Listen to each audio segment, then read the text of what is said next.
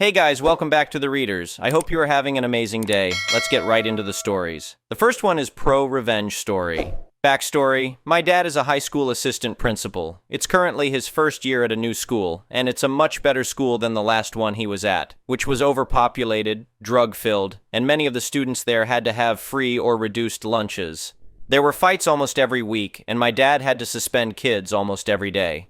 His new school is much better, with just 2 incidents all year. One with an autistic kid who had an episode, and the one I am about to tell you fine Redditors about. Cast: my dad, Mark, entitled girl, Zoe, entitled mother, Karen, entitled brother, Tyler, entitled sister, Amber, the bus driver, Mr. Jenkins, Judge Reynolds, bus driver, school systems lawyer, Mr. Collins, the Karen's lawyer, Mr. Peterson, my dad's principal, Dr. Wilson, and the school resource officer, Officer Martinez.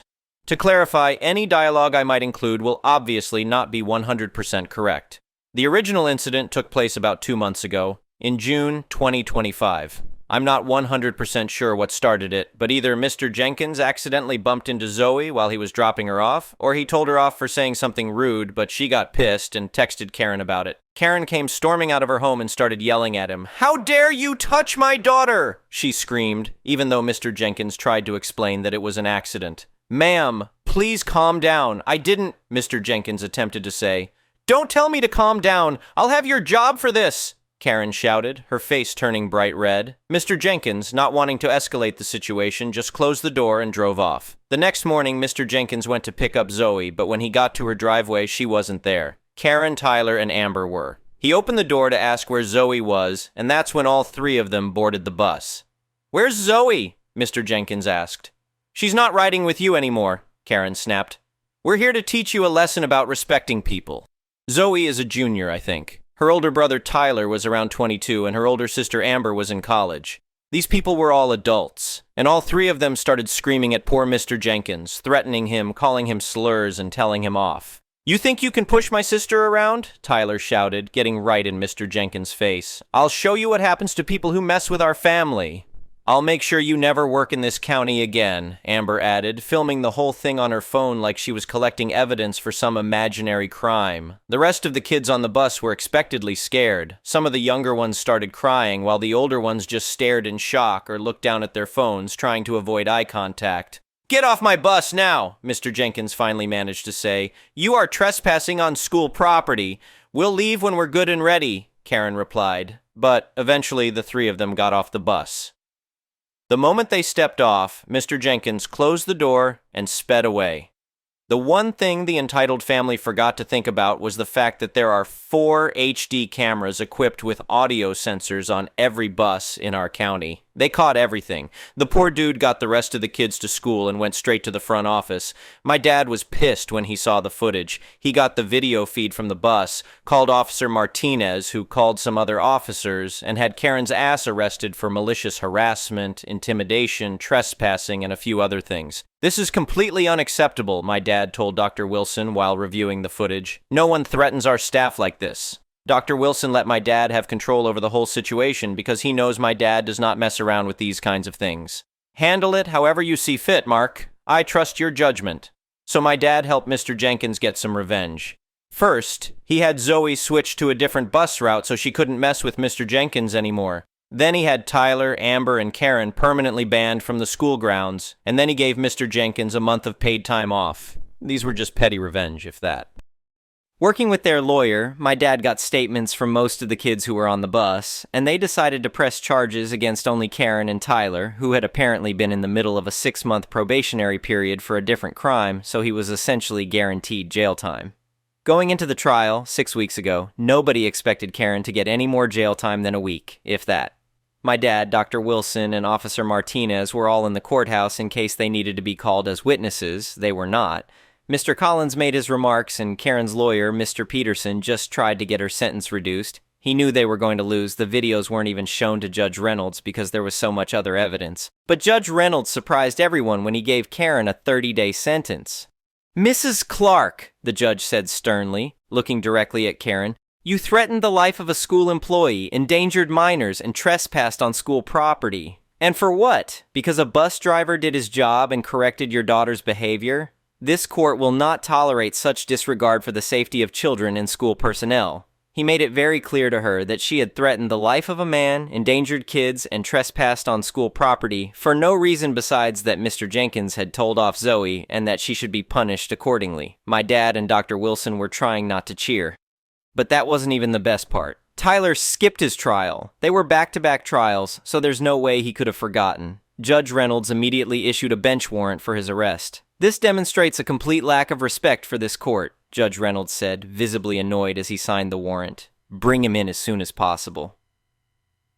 Tyler was caught the next day in Karen's house, and when brought in front of Judge Reynolds, he was given a year in prison for breaking his probation, skipping his trial, and for the same charges as his mother. "Did you think I wouldn't notice your absence, Mr. Clark?" Judge Reynolds asked when Tyler was brought before him in handcuffs. I forgot the date," Tyler mumbled, not making eye contact. "You forgot a court date that was scheduled immediately after your mother's? The same court date that was clearly explained to you multiple times? I find that hard to believe. If that isn't pro-revenge, I don't know what is." As for Zoe, she switched schools after all the embarrassment. Last I heard, she's keeping a low profile at her new school. My dad has told this story to almost everyone he knows, as he finds the almost instant karma hilarious. The look on their faces when the judge announced the sentences, my dad likes to say, was absolutely priceless. Some people really do think they're above the law until they find out they're not. If he had a Reddit account, I'm sure he would have posted it everywhere. The next one is an entitled people story. My grandfather left me 20 acres of beautiful wooded land when he passed away 5 years ago. It's in a rural area about an hour outside the city where I live. The property has been in our family for generations, with a small cabin near the entrance that my grandfather built himself back in the 1970s. I visit a few times a year for weekend getaways, but honestly, I hadn't been out to the back portion of the property in almost 2 years. Last spring, I decided to take a week off work to spend some time at the cabin and maybe do some hiking through the entire property. I packed up my SUV and headed out on a Friday afternoon. The cabin was just as I'd left it, a bit dusty, but otherwise in good shape. I spent Saturday cleaning and settling in, then Sunday morning I decided to hike the property line to check for any fallen trees or other issues. The front 10 acres were exactly as I remembered. Dense trees, a small creek, and plenty of wildlife. But as I made my way to the back portion of the property, I started hearing construction sounds. At first, I thought maybe a neighbor was building something on their land. As I got closer, though, I couldn't believe my eyes. There, sitting on my property, was a massive house under construction. And not just any house, we're talking a 5,000 plus square foot monstrosity with stone facades, huge windows, and what looked like the beginnings of an in-ground pool. Construction workers were all over the place, hammering, sawing, and doing whatever else you do when building a mansion in the middle of nowhere. I stood there in shock for a good minute before approaching a guy who looked like he might be in charge. "Excuse me," I said, trying to keep my voice steady. "What's going on here?" The foreman looked at me like I was an alien. "We're building a house. Can I help you with something?" "Yeah, you can. This is my property. Who authorized this construction?" He laughed. "Look, buddy, I don't know who you think you are, but Mrs. Winters purchased this land last year. We have all the permits and paperwork in order." "Mrs. Winters? I've never heard that name in my life, and I definitely didn't sell this property to anyone." My blood was starting to boil. "I need to speak to her immediately." "She's not here today," he said, looking a bit uncomfortable now. "She usually stops by on Tuesdays to check on progress." I pulled out my phone and showed him the property deed that I keep scanned in my cloud storage. "This is my land. My grandfather left it to me 5 years ago. I've owned it free and clear ever since." The foreman's face went pale. He made a quick call and then told the crew to take a break. "Mrs. Winters will be here in about 30 minutes, he said. "She says there must be some misunderstanding." I sat on a nearby stump, fuming. How could someone just start building on my land? I called my lawyer but got his voicemail since it was Sunday. I left an urgent message explaining the situation. About 45 minutes later, a shiny black SUV came roaring up the dirt road that had been carved through my trees. Out stepped a woman in her late 40s, dressed like she was heading to a country club rather than a construction site. "What is the meaning of this?" she demanded before I could even stand up. "Who are you, and why are you stopping my construction?" I stood and tried to keep my voice calm. "I'm the owner of this property, all 20 acres of it. I never sold this land to anyone, and I certainly didn't authorize a mansion to be built here." "That's ridiculous," she scoffed. I purchased this land from a real estate developer named James Morgan last year. I have all the paperwork. The name meant nothing to me. Well, James Morgan had no right to sell you something that wasn't his. I have the deed right here. I showed her the same document I'd shown the foreman. Her face turned a shade redder. This has to be a mistake. I've already spent over $800,000 on this construction. The property cost me $350,000. I'm sorry about that, but you've been scammed. This is my land, and I never authorized anyone to sell it or build on it. Mrs. Winters, or Karen, as I'd started thinking of her, pulled out her phone and made a call, walking a few steps away.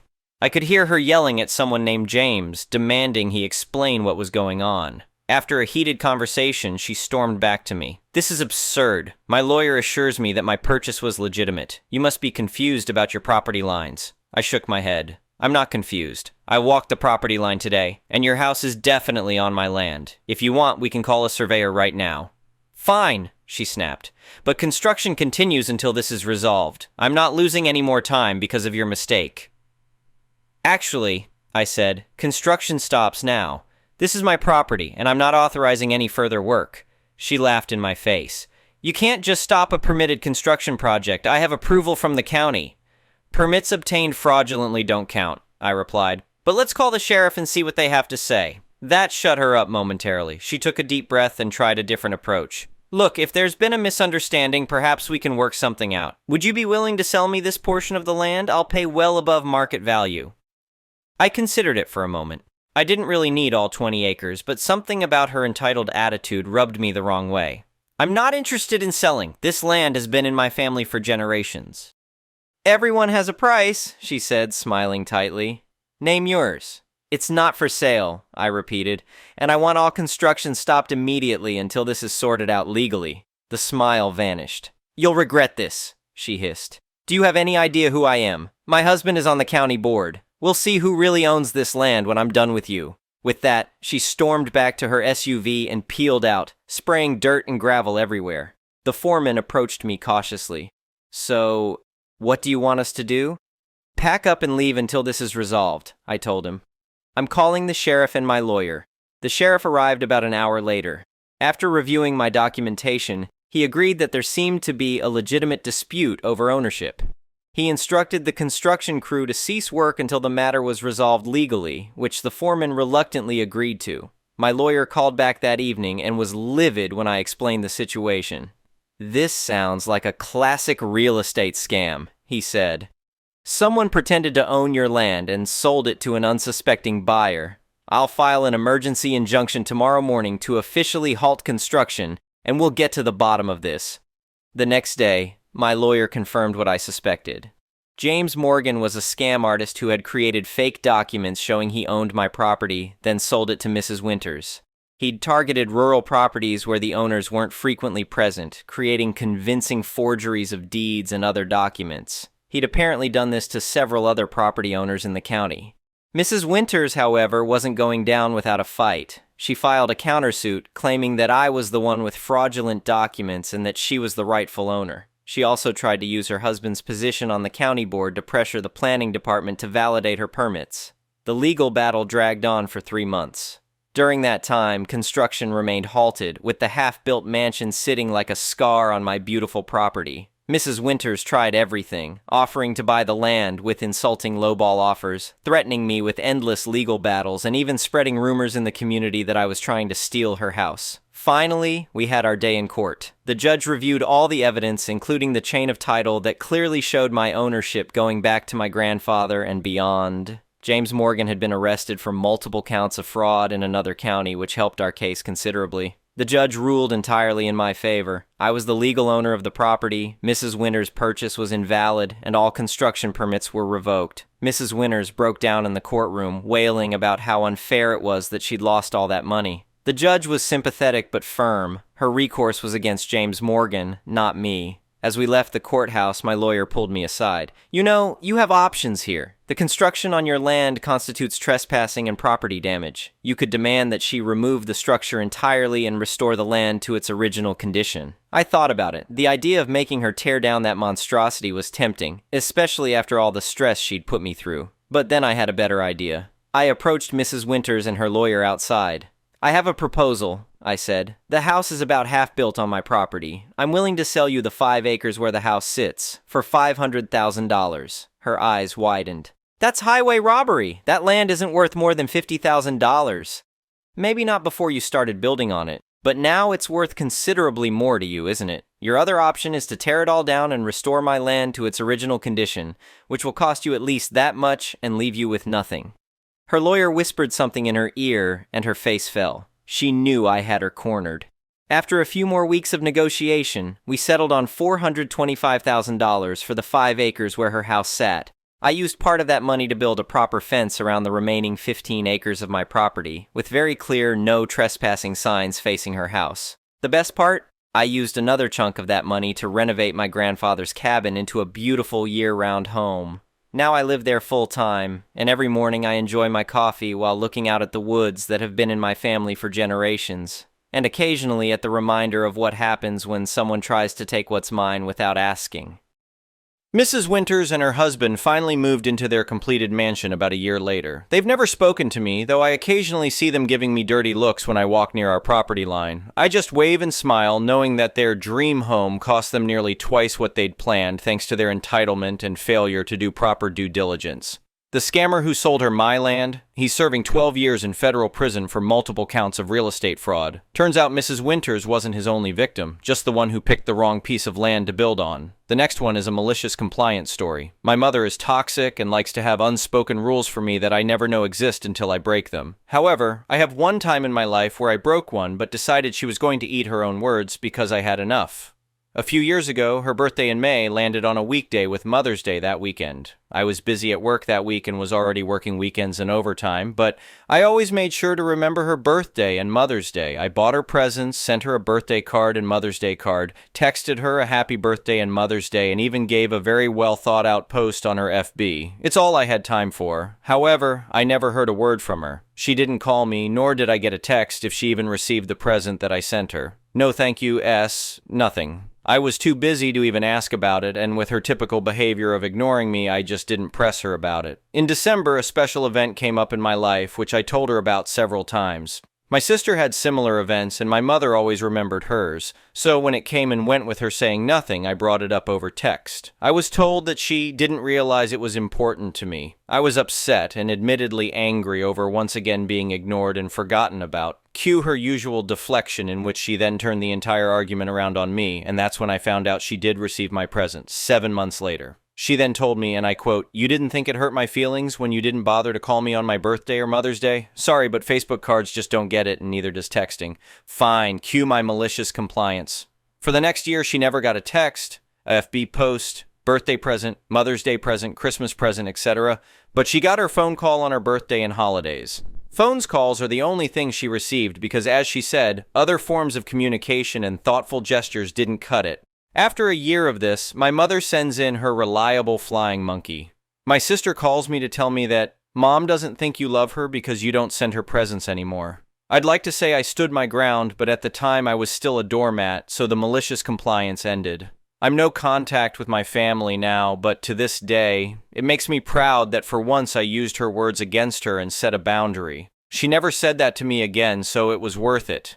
The next one is an entitled people story. My best friend Kay works at an art center. It's mostly a museum/gallery, but they do a lot of community things like offer art classes, and as a nonprofit, they also have a small store to sell items their instructors make or other trinkets. She's not a Reddit user, which is unfortunate because she could post a dozen amazing entries about her stepdaughter, who's a true Kevin A. But when I was texting her yesterday to complain about how bad my Monday was, she said there must be something in the air because she had a crappy day too, and told me the story. I haven't been able to get it out of my mind due to the sheer audacity and entitlement of a stranger that I've never met, and thought I'd post it here. So Kay works as a marketing director and grant writer for the art center, but I guess they were short-handed on Monday and she was helping out with the small gift store they have up front. Obviously, she's not used to doing things like applying discounts, using the cash register, etc. And one patron was getting very demanding and complaining that Kay wasn't going fast enough wrapping up her fragile glass and ceramic art purchases, or applying the correct discounts, then complaining about Kay needing to take time to look up the discount codes, etc. In the middle of this, the phone rings, and she answers. It's a woman calling from several states away, stating that she used to teach art classes there. Note: I'm sure they paid the art instructors, but it's a nominal amount, something like $30 a class, and I think the student's enrollment fee for a course, usually a total of 4-6 classes depending on the type of art, is around $25. Point being, even if an instructor was teaching multiple courses at a time, this isn't the equivalent of a full-time job. More like something to keep a retiree busy. I just mention it based on how the ending of the phone conversation went. Customer in front of Kay is complaining, and a nice volunteer comes over to help with the checkout, which is great, but volunteers aren't supposed to have access to the cash register or handle money. Kay tries to ask the woman on the phone if she can put her on hold, but was told, "No, this will just take a minute," by the caller. Kay was thinking, okay, she said she used to work here. Maybe she just wants to be transferred to the person that does hiring so she can come back and teach, or wants to talk to someone else and reminisce. That only takes a few seconds, and I'll transfer the call. Regrettably, she said, okay, instead of insisting the woman go on hold for a minute. So as the customer in front is complaining loudly, while Kay tries to do the credit card transaction and the volunteer wrap the art purchases up to prevent them from breaking as fast as possible, the caller explains to Kay that she used to be an instructor at the art center years ago. She needs the contact information of her former students.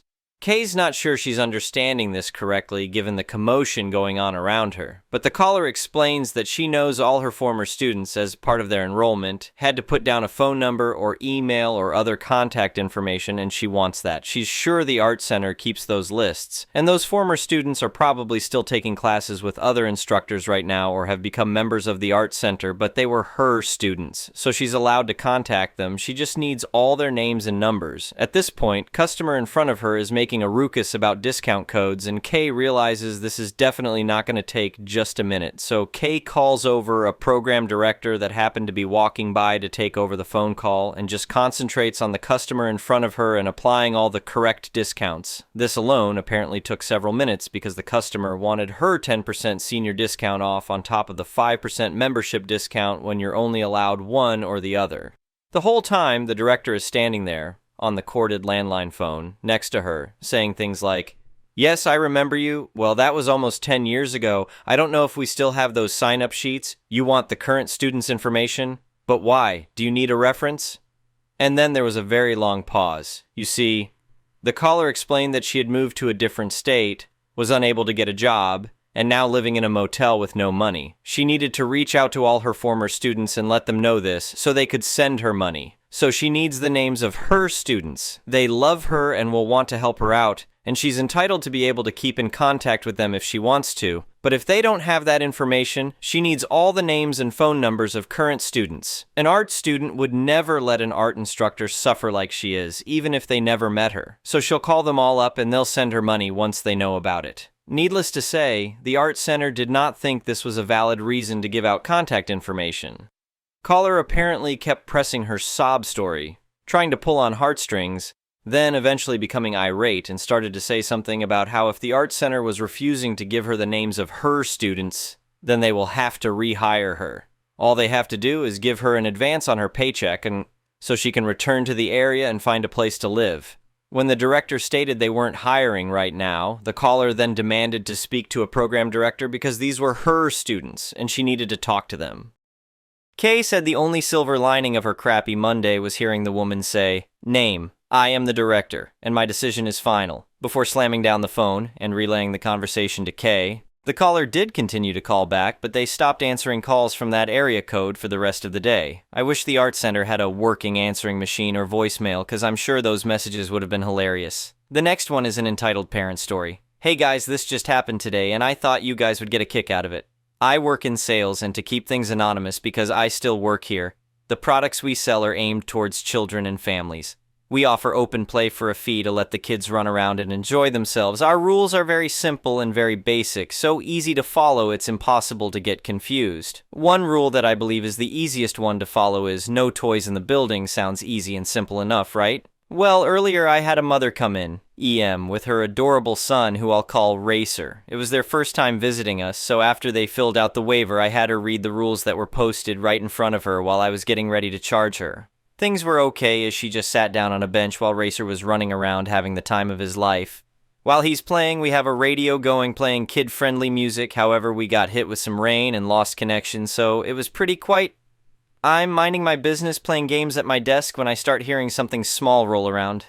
At first I thought it was the rain hitting the building weird, but because of the silence, the sound was louder than them small pitter-patter of rain that was coming down. I get up to look around to see what's making that sound, and I see Racer near his playing with a small toy car. I look around to find his mom. Since maybe he had it with him and I didn't see it or something, I look around him and just a couple of inches away there's Mom on her iPhone texting someone and completely ignoring her kid. So I stood there for like 4 minutes to see if she would say or do anything, and nope, she just sat there on her phone. So I get up and walk over to her and say, "Excuse me, ma'am. He's not allowed to have toys in the building as it says in the rules you read. You need to go ahead and put them up in your car." She says okay, and gets herself and her kid ready while I go sit back at my desk. A few minutes later, she's carrying Racer and heading towards the door, and I say, "Have a good day." As she left, a litter while I check the reviews for our store, as we just dealt with a very strange woman when I see a new review. And it's the mom and Racer, but before I start reading, I realize she left a 3-paragraph review, and I already knew it wasn't going to be good. She basically gave a backstory about how it's their first time here,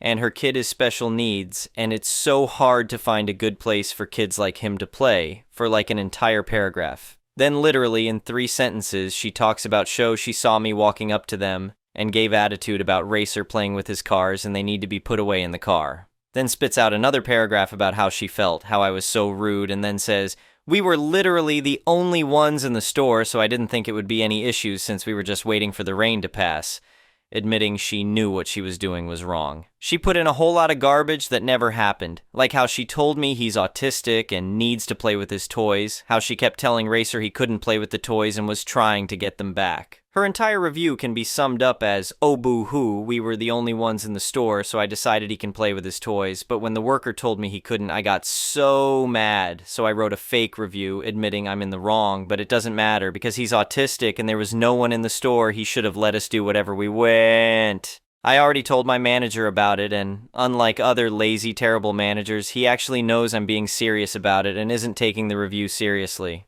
Well, probably have to explain to the supervisor, who's also chill, about what happened and have it removed. I know it's not exciting, but I thought it would be a good story. If anything happens, I'll make an update. Anyway, thank you for watching.